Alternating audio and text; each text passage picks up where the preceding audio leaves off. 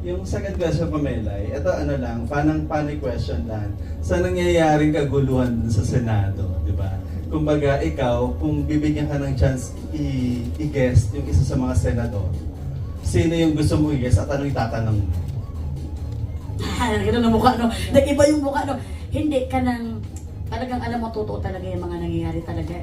At actually, tayong lahat, mga matatalino na tayo kasi alam na natin at aware na tayo sa mga nangyayari sa loob ng Senado. Hindi man natin alam kung ano yung mga kurum-kurum, ano mga kolorum, ano ba yung mga ganyan-ganyan. Pero alam natin ang anong ibig sabihin yan sa Tagalog.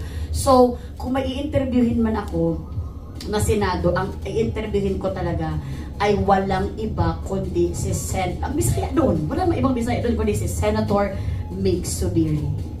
Kasi Bisaya man siya, wala may ibang Bisaya doon. Itatanong ko sa kanya kung kaano-ano niya si Diana Zubiri.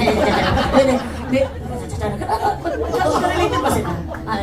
Tatanong ko sa kanya kung sa Bisaya pa, paano man usaon na to, anong gagawin natin para magkaisa tayo? Yun ang tanong ko sa kanya.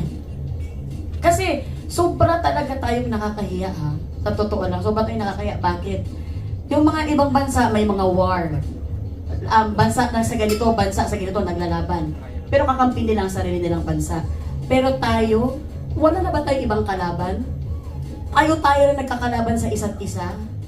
So tayo na mga Pinoy, dapat maging wais talaga tayo. Tayo na naman bumuboto na. Sana naman bigyan tayo ng hiya.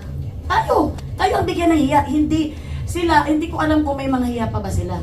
So sana, paano ang gagawin natin? Ako hindi talaga ako pwede hindi magsalita kasi syempre nagbabayad tayo ng tax. Pinoy tayo, marami tayong mga kawawang Pinoy. Pumunta ako ng Korea.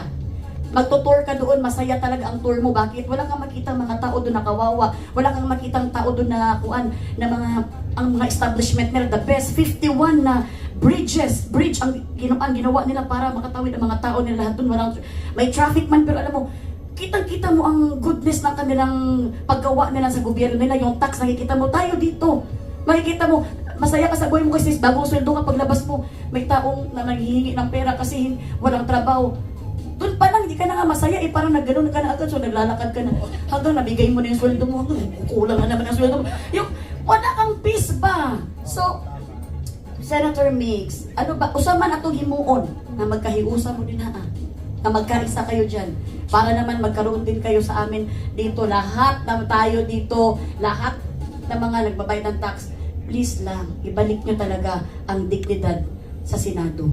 Ibalik nyo. Maawa kayo sa amin. Thank you, Melay. Diba?